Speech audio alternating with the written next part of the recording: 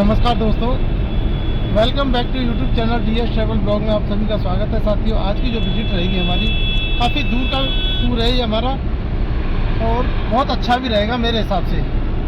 ये टूर है हमारा बौद्ध गया बिहार। तो साथियों जुड़ जाइए हमारे YouTube channel DS travel blog से। मैं आपको लेकर चलता हूँ उस बौद्ध नगरी में जहाँ पर महात्मा बुद्ध, जो कि भारत में नहीं विदेशों में भी उन्हें जाना जाता है और माना जाता है। आज मैं उन्हीं की उस पूज्य स्थली पर लेकर चलता हूँ, बौद्ध गया बिहार। आज के इस वीडियो में हम बौद्ध गया के बारे में चर्चा करेंगे। बौद्ध गया भारत का पवित्र तीर्थ स्थल है। मथुरा से 905 किलोमीटर का सफर तय करने के बाद में साथियों मैं पहुंचा हूं बौद्ध गया, बौद्ध नगरी, बौद्ध बिहार। जुड़ जाइए साथियों हमारे YouTube channel DS travel blog से, क्योंकि आज हम जो विजिट कराने वाले हैं वो है एक धार्मिक स्थल बौद्ध गया बिहार। अगर साथियों नहीं किया है आपने हमारे चैनल को सब्सक्राइब, तो सबसे पहले चैनल को सब्सक्राइब करें, लाइक करें, साथियों को शेयर करना न भूलें, जिससे कि आने वाली हर वीडियो नोटिफिकेशन के साथ में आपको सबसे पहले मिले। आज हम तथागत बुद्ध और बौद्ध गया के बारे में विस्तार से बताने वाले हैं। बौद्ध गया में ऐसा क्या है खास जो मैं आपको बताने वाला हूँ, तो ज़रा ध्यान से और बड़े ही मन लगाकर इस वीडियो को देखिए अंत तक, जिससे कि मैं बौद्ध गया के बारे में आपको पूरी तरह से बता सकूं। तो चलिए साथियों, अब हम आपको बौद्ध गया के बारे में विस्तार से समझाते हैं। बौद्ध गया बिहार का एक अत्यंत पवित्र और विश्व प्रसिद्ध तीर्थ स्थल है, जो कि गया शहर से करीब 13 किलोमीटर की दूरी पर फल्गु नदी के किनारे पर बसा हुआ है। यहीं गौतम बुद्ध को बोधि वृक्ष के नीचे ज्ञान की प्राप्ति हुई थी।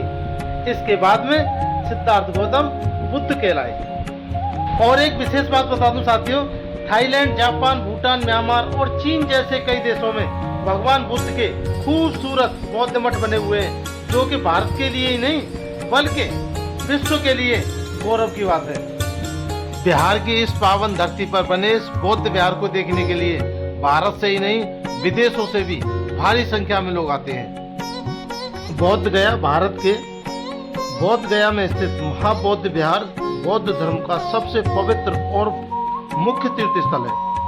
इसी स्थान पर लगभग 2000 वर्ष पहले भगवान बुद्ध ने बौद्ध वृक्ष के नीचे ज्ञान की प्राप्ति की थी। यूनेस्को ने इसे विश्व धरोहर के रूप में घोषित किया है।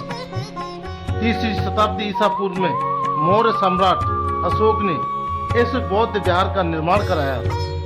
यह बौद्ध विहार मंदिर लगभग 55 मीटर ऊंचा और प्राचीन भारतीय वास्तुकला का बेहतरीन उदाहरण है। तो चलिए साथियों, हम आपको बौद्ध गया के बारे में कुछ महत्वपूर्ण और विशेष बातों के बारे में बताते हैं। बुद्ध विहार या फिर कहें हम बौद्ध विहार, इसका अर्थ है भिक्षुओं के रहने का स्थान, शिक्षा का केंद्र और प्रार्थना स्थल। इस मंदिर के अंदर में मुख्य रूप से भगवान बुद्ध की शांत मुद्रा में एक प्रतिमा, ध्यान कक्ष यानी कि मेडिटेशन हॉल और भिक्षुओं के लिए आवास कक्ष होते हैं। देश भर में कई प्रसिद्ध बुद्ध विहार हैं, लेकिन उनमें मुख्य रूप से बौद्ध विहार को विशेष मान्यता दी जाती है। तो चलिए अब हम चलते हैं उस जगह जहां भगवान बुद्ध की शांत प्रिय प्रतिमा स्थापित है मंदिर के अंदर। यही वो जगह है जिसे देखने से बनता है, बहुत ही सुंदर जगह है, मन एकदम शांत हो जाता है। जब भी आप यहाँ पर आएं, विशेष चीज ध्यान रखें, अनुशासन और शांति प्रियता। बिहार के अंदर पूरी तरह से शांति रखी जाती है। लोग जूते चप्पल बाहर ही उतार कर प्रवेश करते हैं। बौद्ध अनुयायी बुद्ध प्रतिमा के सामने अगरबत्ती मोमबत्ती जलाते हैं और फूल अर्पित करते हैं। बौद्ध गया बिहार में भगवान बुद्ध की 100 फुट लंबी और 30 फुट ऊंची संयम मुद्रा लेटी हुई प्रतिमा स्थापित है, जो कि महाबौद्ध मंदिर से कुछ ही दूरी पर स्थित है। यह भारत में भगवान बुद्ध की सबसे बड़ी लेटी हुई प्रतिमाओं में से एक है। इंटरनेशनल वेलफेयर मिशन द्वारा निर्मित यह विशाल प्रतिमा फाइबर ग्लास से बनाई गई है। यह मुद्रा भगवान बुद्ध के महापरिनिर्वाण संयम मुद्रा यानी कि रिक्लाइनिंग पोस्टर को दर्शाती है।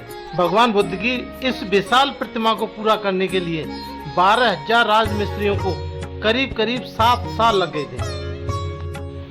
भाई एक बात बता दूं मैं आपको, भगवान बुद्ध का कोई एक इकलौता बौद्ध विहार नहीं है, बल्कि उनके जीवन से जुड़े प्रमुख कई स्थानों पर बौद्ध गया, सारनाथ, कुशीनगर, लुम्बिनी, कई विश्व प्रसिद्ध और पवित्र बौद्ध विहार व स्तूप बने हुए हैं। इनमें बिहार का महाबोधि मंदिर सबसे मुख्य है, जहां भगवान बुद्ध को ज्ञान की प्राप्ति हुई थी।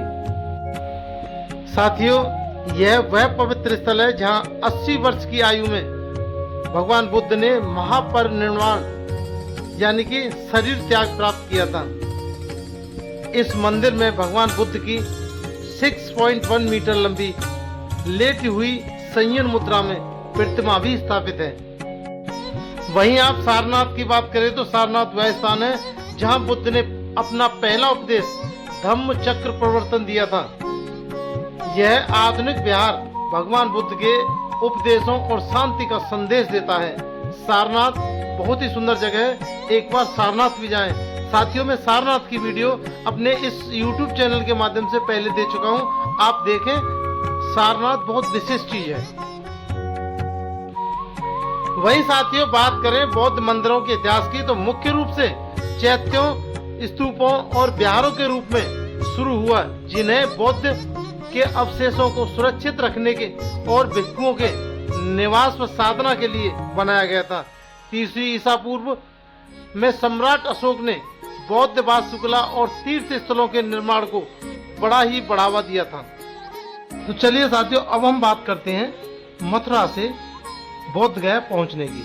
साथियों, आप बोध गया के लिए ट्रेन द्वारा भी जा सकते हैं, बस द्वारा जा सकते हैं, अपने पर्सनल व्हीकल, कार, बाइक से भी जा सकते हैं और एरोप्लेन से भी जा सकते हैं। अब ये आप पर डिपेंड करता है आप किस तरह से जाना पसंद करोगे। ये जो मेरा टूर है ये कार द्वारा हुआ है।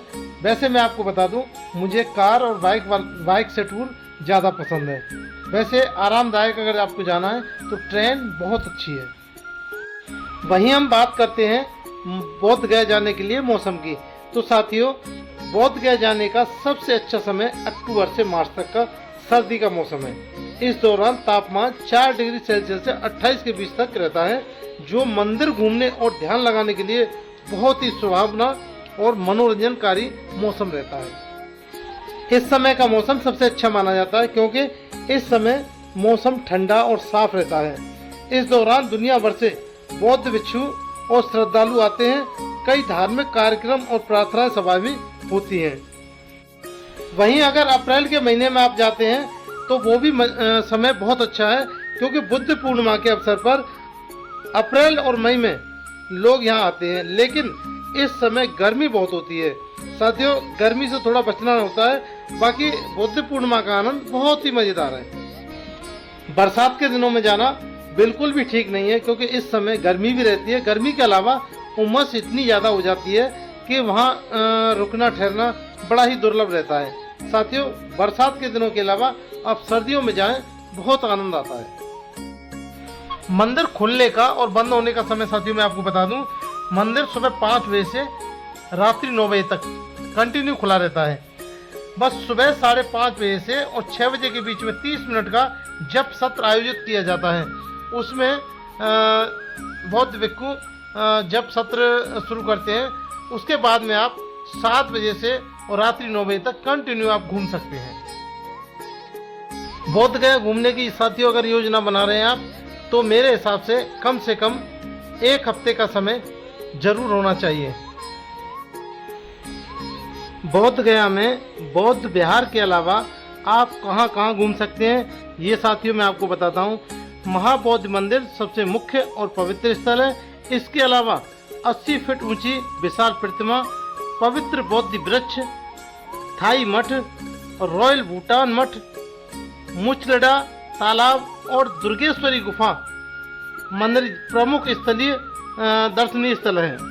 साथियों, मैं आपको बता दूं, यह यूनेस्को विश्व धरोहर स्थल है जहां भगवान बुद्ध को ज्ञान की प्राप्ति हुई थी।